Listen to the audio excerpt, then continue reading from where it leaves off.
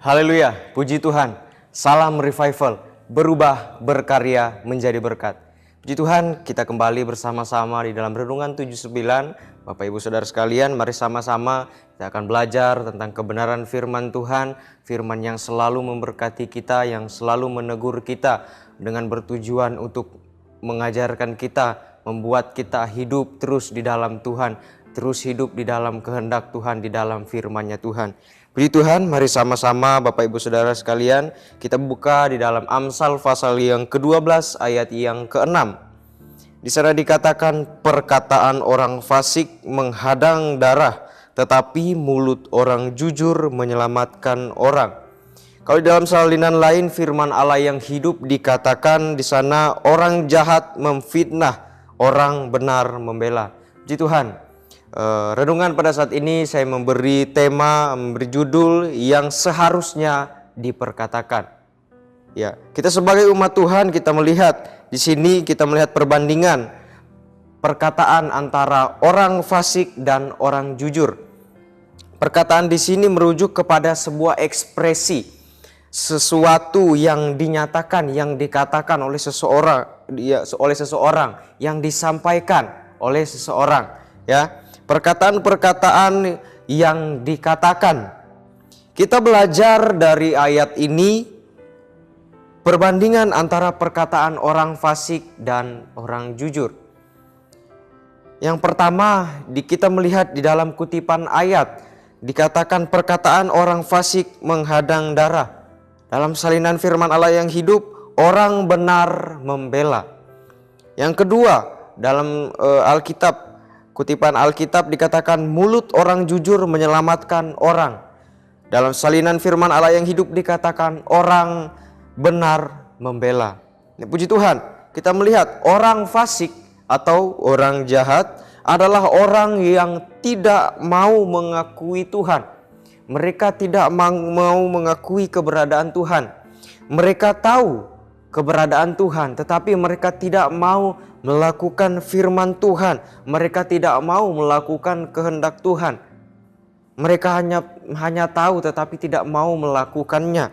Berbeda dengan orang-orang yang jujur, apalagi kita sebagai umat-umat Tuhan, adalah orang-orang yang mengakui keberadaan Tuhan, tahu akan Tuhan, dan mau melakukan setiap firman Tuhan, melakukan setiap kehendak Tuhan. Itulah perbedaan antara orang fasik dan orang jujur, orang benar. Kalau kita melihat ciri-ciri orang fasik dan orang jujur. Orang fasik, mereka suka memfitnah. Mereka suka memfitnah sesama mereka. Mereka suka mencela. Mereka suka mengolok-olok sesama mereka. Menindas sesama manusia. Itulah ciri-ciri orang-orang fasik. Ciri-ciri mereka, sesuatu yang mereka lakukan tidak berkenan di hadapan Tuhan, tidak sesuai dengan perintah Tuhan, dengan kebenaran firman Tuhan. Tetapi orang jujur berbicara berdasarkan fakta. Orang yang jujur hidupnya, maka ia akan mengeluarkan perkataan-perkataan yang benar, perkataan-perkataan yang sesuai dengan aslinya, sesuai dengan faktanya, tidak berbohong. Ia tidak mencela mereka yang rendah. Orang yang jujur, orang yang baik, orang yang benar, tidak memfitnah dengan perkataan-perkataan mereka, tidak mengolok-olok dengan perkataan-perkataan mereka, tidak menindas sesama mereka. Ya. Kalau kita melihat orang fasik mereka suka berkata yang jahat tentang sesama mereka. Mengapa demikian? Karena orang fasik mereka tidak mau melakukan firman Tuhan. Mereka tidak mengerti akan firman Tuhan. Sehingga mereka melakukan seenak mereka sendiri. Mengeluarkan perkataan seenak mereka sendiri, sesuai pikiran mereka sendiri. Karena mereka tidak mengerti akan firman Tuhan. Tidak tahu akan firman Tuhan. Mereka tidak mau melakukan firman Tuhan. Kita melihat mengambil contoh Alkitab di dalam Lukas pasal yang ke-20 ayat yang ke-20. Di sana dikatakan, ahli-ahli Taurat dan imam-imam kepala mengamat-amati Yesus. Mereka menyuruh kepadanya mata-mata yang berlaku seolah-olah orang jujur, supaya mereka dapat menjeratnya dengan suatu pertanyaan dan menyerahkannya kepada wewenang dan kuasa wali negeri. Ya, kita lihat dari ayat ini, dari kisah ini, bahwa imam-imam kepala, ahli-ahli Taurat mengamat-amati Yesus. Mereka menyuruh orang untuk memata-matai Yesus. Dan mereka menyuruh orang seolah-olah melihat orang itu seolah-olah berlaku jujur. Dan mereka mencari cara, yaitu dengan mereka memberikan sebuah pertanyaan kepada Tuhan Yesus, yang tujuannya adalah untuk menjerat Yesus, menjerat Tuhan Yesus supaya ditangkap dan diadili oleh kuasa wali negeri. Mereka menggunakan cara yang tidak baik. Untuk apa? Untuk mereka mempunyai alasan, perkataan yang dapat mempersalahkan Yesus, mempersalahkan Tuhan Yesus. Inilah contoh orang-orang fasik, sifat orang-orang fasik. Mereka menggunakan perkataan yang jahat untuk menjatuhkan, perkataan yang jahat untuk memfitnah, perkataan yang bohong, menjatuhkan, menjelekkan sesamanya. Dan di dalam kehidupan kita sebagai umat-umat Tuhan, tentunya mungkin kita pernah mengalami hal yang demikian. Ada orang-orang yang menceritakan tentang kehidupan kita hal-hal yang tidak baik atau hal-hal yang tidak sesuai dengan kebenarannya. Itu adalah contoh-contoh orang fasik. Dan lebih berbahayanya lagi, kalau kita yang umat Tuhan lalu kita menceritakan tentang orang lain, kita menceritakan kejahatan-kejahatan orang lain, apalagi kita memfitnah orang lain, itu sangat tidak menyenangkan hati Tuhan. Ya, kalau kita melihat orang benar menggunakan perkataannya untuk menolong sesama. Orang benar menggunakan perkataannya untuk menolong. Kita melihat di dalam contoh Alkitab, Amsal pasal yang ke-31 ayat yang ke-8, dalam salinan versi mudah dibaca dikatakan, berbicaralah demi orang yang tidak dapat berbicara atas dirinya, tolonglah orang yang ada dalam kesusahan. Orang jujur, orang baik menunjukkan ketulusan hatinya. Tetapi bukan hanya itu saja, orang jujur, orang baik, orang benar tidak hanya menunjukkan ketulusan hatinya saja, tetapi juga adalah sebuah sikap yang menghormati orang lain, yang menghormati sesama dengan kejujuran. Ketika kita diperhadapkan pada pilihan untuk memperkatakan jujur atau tidaknya, ingat, di dalam kehidupan kita ada yang melihat kita. Meskipun manusia tidak melihat kita, kita harus mengingat bahwa tidak hanya kita berurusan dengan manusia, tetapi kita juga berurusan dengan Tuhan. Manusia memang tidak serba tahu. Manusia tidak tahu apa yang kita katakan. Orang tidak tahu apa yang kita katakan tentang dirinya. Tetapi Tuhan tahu apa yang kita katakan tentang orang lain. Ketika kita memperkatakan orang lain atau kita menceritakan orang lain hal-hal yang tidak baik, memfitnah orang lain, ingat bahwa manusia adalah ciptaannya Tuhan. Ketika kita memfitnah orang lain, sama saja kita memfitnah ciptaannya Tuhan. Dan kita tidak menghormati Tuhan, tidak menghormati sesama kita. Ya, orang jujur adalah orang-orang yang baik. Apalagi kita sebagai umat-umat Tuhan, tentunya inilah yang harus kita lakukan. Ini yang menjadi tanggung jawab kita sebagai umat-umat Tuhan yang mengerti firman Tuhan. Ini harus kita lakukan, bukan hanya kita dengarkan, tetapi ini menjadi pekerjaan kita, menjadi tanggung jawab sebagai umat-umat Tuhan. Orang jujur menggunakan perkataannya bukan untuk mencari-cari alasan untuk menjatuhkan orang lain, menjatuhkan sesamanya, memfitnah, mempersalahkan, mengolok-olok sesamanya, tetapi menggunakan perkataan yang menolong, menggunakan perkataan yang menguatkan, yang dapat memberkati sesama kita, yang memberikan semangat kepada sesama kita. Dan yang demikianlah perkataan yang harus kita keluarkan sebagai umat-umat Tuhan yang mengerti akan firman Tuhan. Dan kita harus ingat ini benar-benar di dalam kehidupan kita.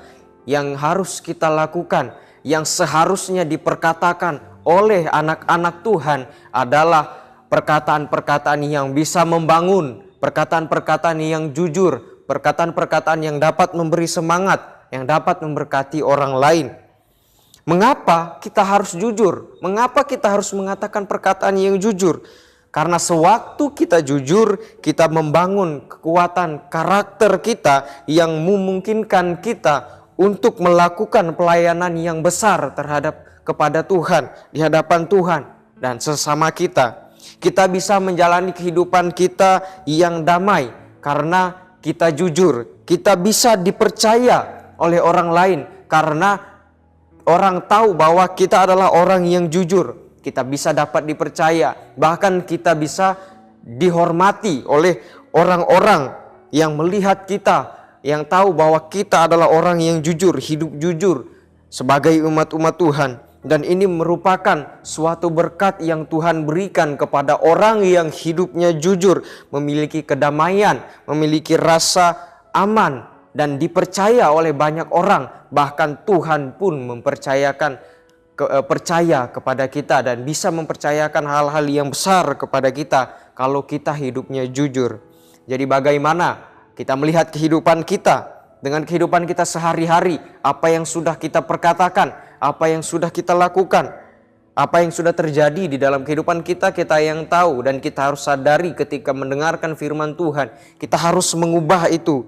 Apakah masih ada perkataan yang keluar dari mulut kita yang menjelekkan orang lain, yang menuduh orang lain, yang menjatuhkan orang lain, yang suka menceritakan kejelekan orang lain, yang suka memfitnah? Jika masih ada di antara kita yang masih menggunakan perkataan-perkataan yang tidak sesuai dengan kebenaran firman Tuhan, memperkatakan perkataan orang-orang fasik, biarlah kita mau mengubah itu semua. Revival, kita mengubah perkataan kita untuk menjadi orang-orang yang menggunakan perkataan yang baik, yang dapat membangun, menolong orang, memberi semangat kepada orang. Dan itu yang Tuhan mau di dalam kehidupan kita. Jadilah sebagai umat-umat Tuhan yang hidupnya tidak seperti orang fasik. Kita sebagai umat-umat Tuhan menggunakan perkataan yang tidak menjatuhkan sesama kita. Tidak sama seperti orang fasik menggunakan perkataan untuk menjatuhkan. Tetapi kita sebagai umat Tuhan, gunakanlah perkataan kita. Perkataan-perkataan yang benar, perkataan-perkataan yang baik, yang jujur, yang menggunakan perkataan kita untuk menolong, memberkati sesama kita. Kita bisa menjadi berkat dengan sesama kita melalui perkataan kita yang baik, yang memberikan semangat kepada sesama kita. Puji Tuhan, demikian kebenaran firman Tuhan kiranya dapat menjadi berkat, menjadi pedoman di dalam kehidupan kita untuk melakukan firman Tuhan, menjalani kehidupan kita sesuai dengan kebenaran firman Tuhan. Puji Tuhan, terima kasih Bapak Ibu Saudara sekalian yang telah mengikuti Renungan 79. Kiranya firman-firman yang kita dengarkan dapat menjadi berkat di dalam kehidupan kita dan kita lakukan firman itu di dalam kehidupan kita.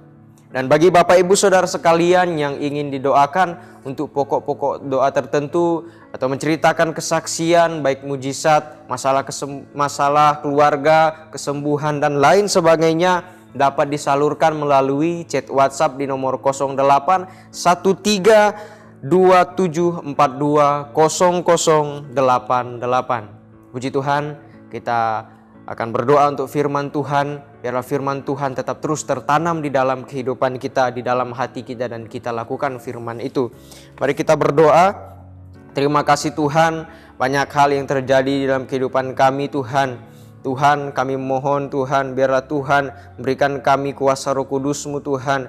Ampuni kami Tuhan jika kami pernah memperkatakan hal-hal yang tidak baik terhadap sesama kami, memfitnah, menjatuhkan sesama kami dan lain sebagainya. Dan Tuhan, pada mulai saat ini Tuhan, kami mau Tuhan mengubah cara untuk kami berbicara, memperkatakan hal-hal yang baik, hal-hal yang membangun, hal-hal yang bisa menjadi berkat bagi orang lain. Itu yang menjadi kesenangan bagi Engkau Tuhan. Dan biarlah kehidupan kami terus melakukan firman-Mu Terima kasih Tuhan, terima kasih Yesus, banyaklah yang telah Kau lakukan ya Tuhan Allah.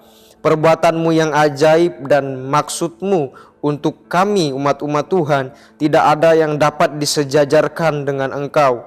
Kami jemaat-jemaat Tuhan mau memberitakan dan mengatakannya, tetapi terlalu besar jumlahnya untuk dihitung. Sebab besar kasih anugerah-Mu dalam kehidupan kami. Oleh sebab itu kami mau melakukan setiap firman-Mu di dalam kehidupan kami, memperkatakan hal-hal yang baik, hal-hal yang membangun, perkataan-perkataan yang seharusnya umat-umat Tuhan katakan di dalam kehidupan kami, umat-umat Tuhan yang mengerti akan firman Tuhan. Terima kasih Tuhan, terima kasih Yesus, terpujilah nama-Mu, kami terima firman-Mu di dalam nama Tuhan Yesus Kristus. Haleluya, amin.